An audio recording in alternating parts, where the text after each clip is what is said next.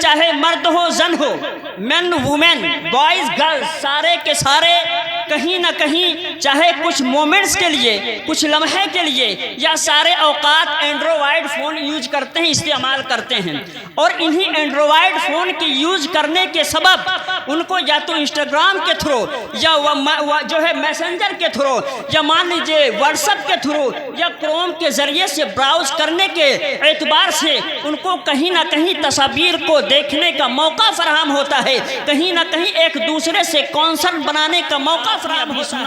کہ اس جلسے کا نام ہے اصلاح معاشرہ کانفرنس، یعنی وہ کانفرنس جس میں انسان کے کہیں نہ کہیں ایتھک کو، اس کے اخلاق کے اندر سدھار لائی جائے، اس کے اندر کوئی ایسا عمل پیدا کیا جائے جس سے انسان کی لائف اسٹائل آف لائف جو ہے وہ بدلتی ہوئی نظر آئے، اس کے اندر چینجنگ ہوتی ہوئی نظر آئے۔ حضرات، اللہ تبارک و تعالی قرآن مجید میں ارشاد فرماتا ہے، قل للمؤمنین یغضوا من ابصارہم، اے محبوب پاک آپ مومنین سے فرما دیجئے کہ وہ اپنی نگاہوں کو نیچی رکھیں، وَيَحْفَظُوا فُرُوجَهُمْ، اور اپنے جو شرمگاہیں ہیں ان کی حفاظت کریں، ان کی پروٹیکشن کریں۔ اور اللہ کے رسول صلی اللہ تعالی علیہ وسلم کی جب تعلیمات کو دیکھیں گے تو واقعی احادیث مبارکہ میں بہت ساری روایات آپ کو ملیں گی جس میں یہ درس دیا جا رہا ہے کہ اے مسلمانوں، اپنی نگاہوں کو نیچی رکھنا ہے، اپنی شرمگاہوں کی حفاظت کرنی ہے۔ آج ہم اور آپ سوشل میڈیا کے دور سے گزر رہے ہیں۔ ہر ویکتی کہیں نہ کہیں چاہے مرد ہو زن ہو، مین وومین، بوائز گرلز، سارے کے سارے کہیں نہ کہیں چاہے کچھ مومنٹس کے لیے، کچھ لمحے کے لیے، یا سارے اوقات اینڈرائڈ فون یوز کرتے ہیں، استعمال کرتے ہیں۔ اور انہی اینڈرائڈ فون کی یوز کرنے کے سبب ان کو یا تو انسٹاگرام کے تھرو، یا جو ہے میسنجر کے تھرو، یا مان لیجیے واٹس ایپ کے تھرو، یا کروم کے ذریعے سے براؤز کرنے کے اعتبار سے ان کو کہیں نہ کہیں تصاویر کو دیکھنے کا موقع فراہم ہوتا ہے، کہیں نہ کہیں ایک دوسرے سے کانسرٹ بنانے کا موقع فراہم ہوتا ہے۔ دیکھا یہ جاتا ہے ہمارے نوجوان جیسے ہی نائٹ ہو یا ڈے ہو اپنے فیس بک کو اوپن کرتے ہیں، اگر ان کو کہیں پر کوئی تصویر اچھی لگ جاتی ہے، جس امیج کے اندر اٹریکشن ہو، اس کے اندر آکرشت کرنے والی چیز پائی جائے، تو انسان فوراً کمنٹ باکس میں جاتا ہے، اور کمنٹ باکس میں سبحان اللہ یا معاذ اللہ وہ کہیں نہ کہیں ماشاء اللہ لکھتا ہوا نظر آتا ہے۔ بے شک بے یعنی شک فوٹوز کو دیکھتا ہے فیس بک پہ یا کسی واٹس ایپ گروپ پہ، تو کہیں نہ کہیں اس کے دل میں یہ خیال آتا ہے کیوں نہ اس پہ کمنٹ کیا جائے، جس کا اچھا کمنٹ ہوگا ممکن ہے اس کو وہاں سے رپلائی مل جائے۔ اسی تصور سے، اسی نظریہ سے وہاں پر کمنٹس جب آپ دیکھیں گے تو نہ جانے کس طرح کے کمنٹس وہ آپ کو وہاں پر نظر آئیں گے۔ یارو، جس جگہ پر اللہ کا نام لینا ہی گناہ ہو، جس جگہ پر اللہ کا تذکرہ کرنا ہی ممکن نہ ہو، ایسی جگہوں پر جا کر سبحان اللہ ماشاء اللہ لکھو گے تو گویا اپنے آپ کو جہنم میں تم دھکیلتے ہوئے۔ لہٰذا ہمیں پرہیز کرنا ہے، اللہ کے رسول صلی اللہ علیہ وسلم کے تعلیمات پہ عمل کرنا ہے، اور اپنے آپ کے اندر حیا اور شرم کو پیدا کرنا ہے۔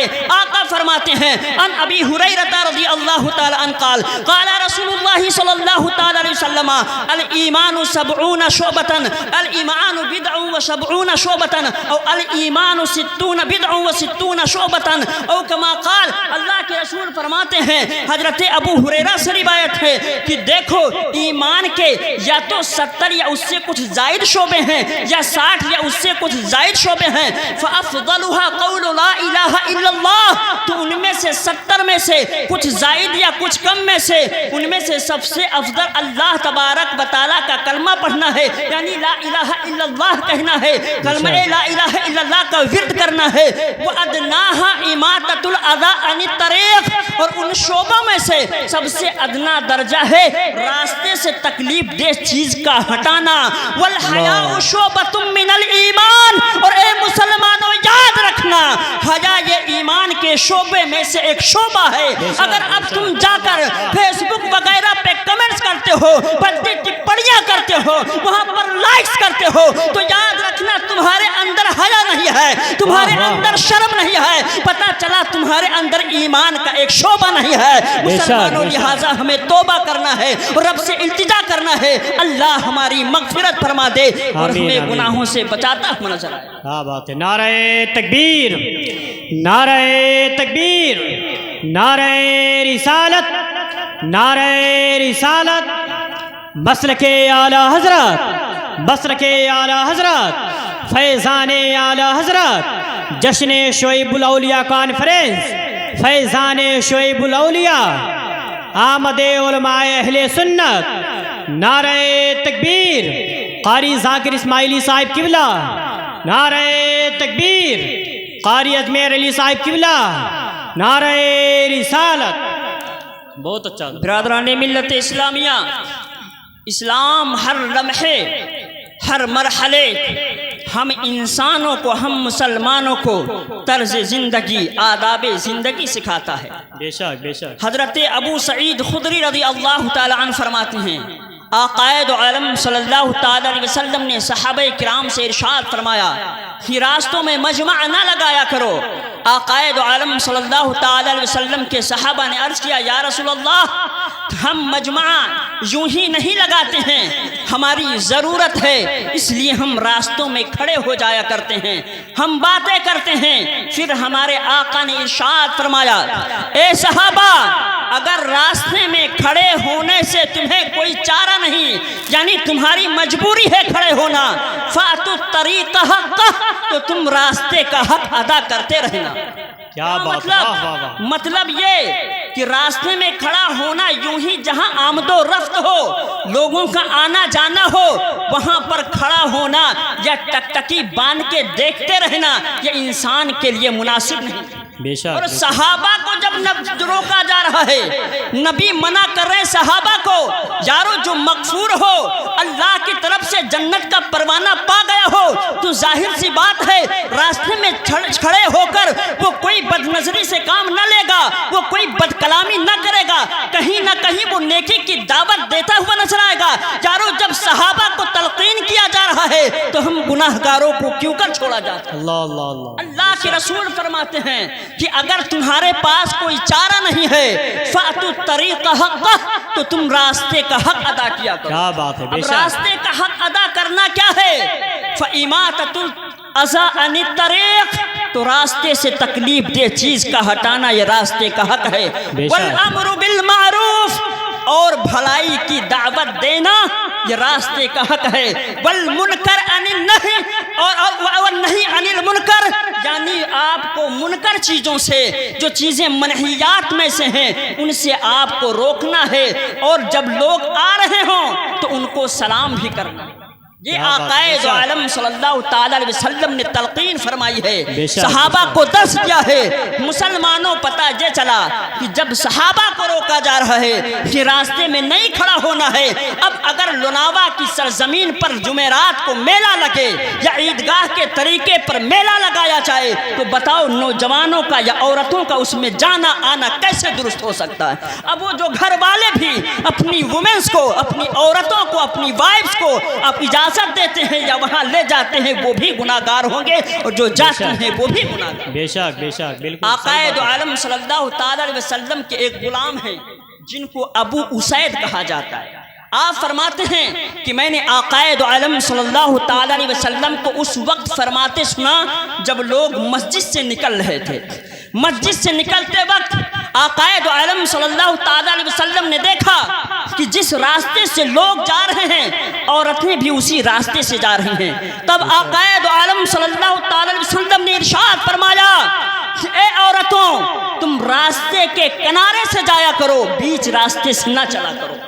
اب صحابی فرماتے ہیں کہ جب یہ نبی کا فرمان جاری ہوتا ہے کہ اے عورتوں تم راستے سے کے کنارے سے جایا کرو، تو عورتوں نے اس طرح کنارہ پکڑا ہے کہ ان کی اوڑھنیاں، ان کے دوپٹے راستے میں چلتے وقت کہیں نہ کہیں کانٹوں سے بھی رگڑ جاتے تھے، دیوار سے چمٹ جاتے تھے۔ اس طرح ان کے اندر پاک دامنی اور حیا تھی۔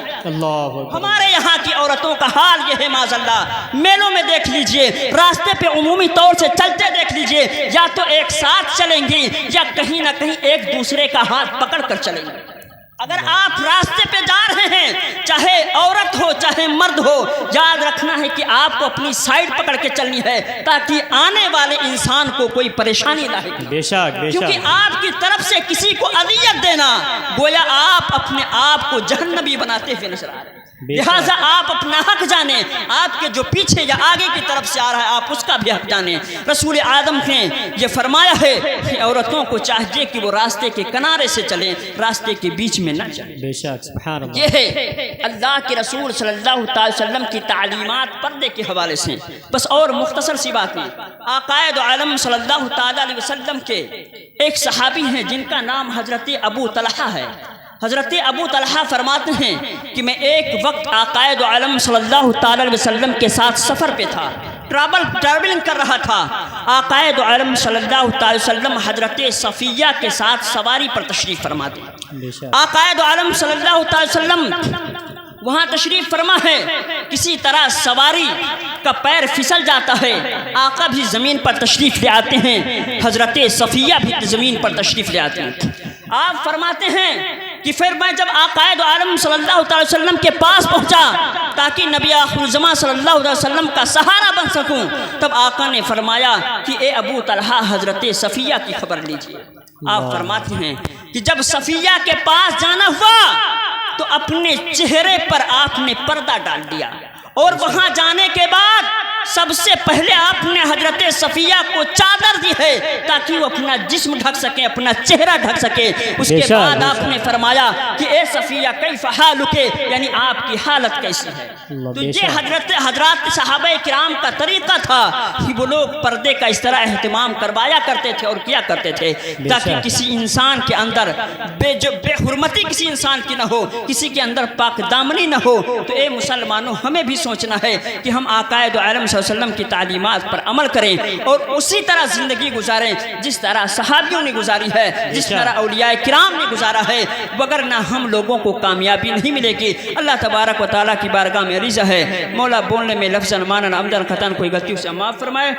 استغفر اللہ ربی من کل ذنب واتوب الیہ، لا الہ الا اللہ محمد رسول اللہ صلی اللہ تعالی وسلم، وما علینا الا البلاغ۔ السلام علیکم ورحمۃ اللہ تعالی وبرکاتہ۔